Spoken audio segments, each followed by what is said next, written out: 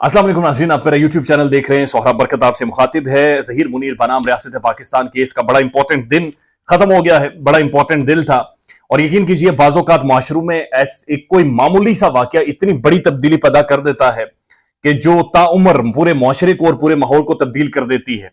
आज मुअज़्ज़ज़ अदलिया ने ज़हीर गैंग के जो तमाम तर सहूलतकार थे, जिन्हें आप बखूबी जानते हैं, जिनसे वाकिफ हैं, उन सब का बाजू मरोड़ कर उन्हें टुड़न कर दिया है।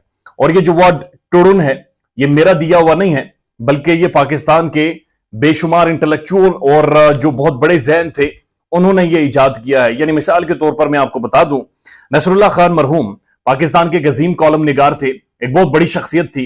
ये वर्ड टुड़न उन्होंने मुख्तलिफ सूरत हालों के लिए बनाया था, इस्तेमाल करते थे और मुख्तलिफ वो चूंकि मज़ाह निगारी भी करते थे, तो बाज़ औक़ात ऐसा लफ्ज़ ऐड कर देते थे कि जिसकी वजह से माहौल यकसर मुख्तलिफ हो जाता था। तो उन्होंने मुख्तलिफ जगहों पर लफ्ज़ टुड़न ऐड किया और उसके बाद उसकी जो लज्जत है वो आज तक नहीं गई। यानी कि एक मिसाल छोटी सी लीजिए, उसके बाद इसी केस के ऊपर बातचीत करते हैं। फैज़ अहमद फैज़ की एक गजल है, उसमें जब उन्होंने वर्ड टुड़न ऐड किया तो क्या तब्दीलियां रौनमा हुई। फैज़ अहमद फैज़ की गजल थी जी, गुलों में रंग भरे बादे नो बहार चले, चले भी आओ कि गुलशन का कारोबार चले। और जब नसरुल्लाह खान मरहूम साहब ने इसके अंदर वर्ड टुड़न ऐड किया तो ये इस तरह से हो गई, गुलों में रंग भरे बादे नो बहार टुड़न, चले भी आओ कि गुलशन का कारोबार टुड़न। तो अगर आप इसको मौके की मुनासिबत से या मौजूदा हालात में देखते हैं तो ऐसा महसूस होता है जैसे जो अदालत ने ज़हीर गैंग को हाथ डाला तो उनके सहूलतकार टुड़न, जो सहूलतकार अदालत ना गए तो उनके दरवाजों पर इश्तिहारात टुड़न। तो ये टुड़न का जो सिलसिला है ये सारा चलता रहेगा।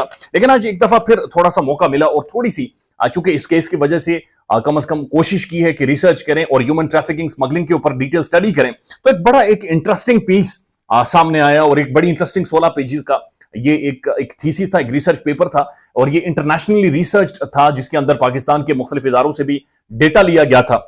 अब ये जो पीस है ये United nation office on drugs and crimes के ऊपर है और इसके ऊपर प्रोस्पेक्ट्स डिस्कस किए गए हैं मुख्तलिफ के पाकिस्तान के अंदर से और दुनिया भर से कि ह्यूमन ट्रैफिकिंग और स्मगलिंग होती है और होती भी है तो कैसे है। जब इस पीस को आप पढ़ते हैं या इसके बारे में आप सुनेंगे तो आपको अंदाजा हो जाएगा कि ज़हीर मुनीर बनाम रियासत पाकिस्तान कितना ज्यादा क्लोज है, कितना ज्यादा करीब है इस ह्यूमन ट्रैफिकिंग के, और शायद यही मॉडल इस केस में भी अप्लाई किया गया है। और जब आप इस मॉडल को स्टडी करते हैं, पढ़ते हैं, तो आपके सामने ऐसा महसूस होता है जैसे ना सिर्फ ज़हीर मुनीर का केस चल रहा है बल्कि उनके सहूलतकारों का टुड़न भी इसी केस में चलता हुआ महसूस होता है। यानी मिसाल के तौर पर United Nations office on drugs and crimes लिख रहा है कि दुनिया भर में सालाना 32 बिलियन डॉलर्स की मईशत है, इकोनॉमी है ट्रैफिकिंग की।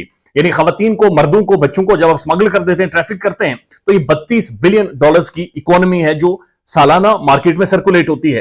वो 2.4 मिलियन जो खवातीन और बच्चे हैं वो सालाना ट्रैफिक होते हैं, स्मगल होते हैं, एक जगह से दूसरी जगह उन्हें बाकायदा से शिफ्ट किया जाता है।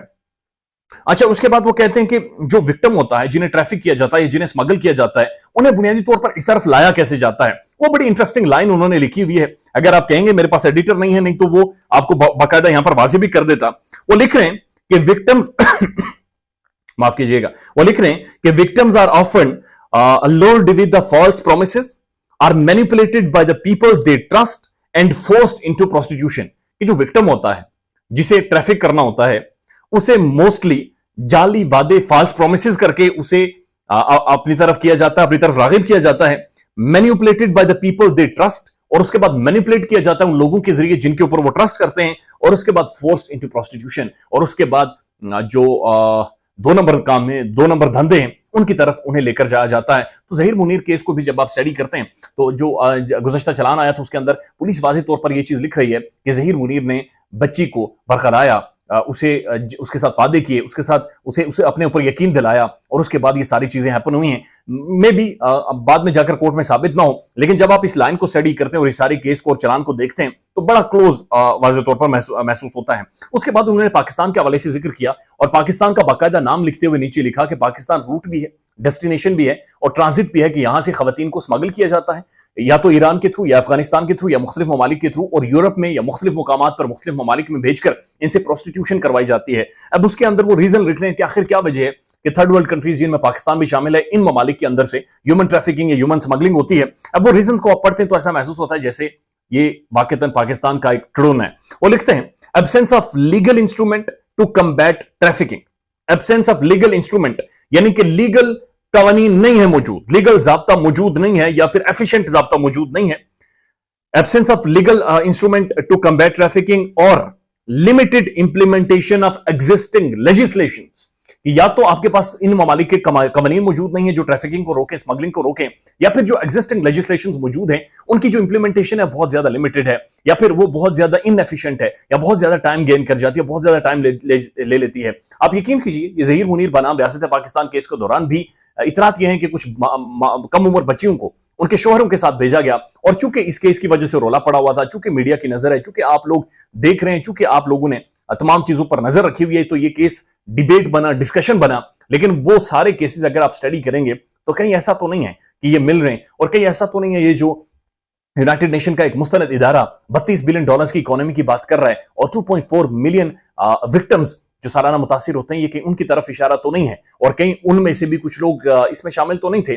सो we have to see, we have to probe in more. बहरहाल एक चीज बड़ी वाज़ेह है कि इश्तिहारात तो लगेंगे और दरवाजों पर लगेंगे और ठा करके लगेंगे, ये बात तो पक्की है। ख्याल रखिएगा अपना। अल्लाह हाफिज।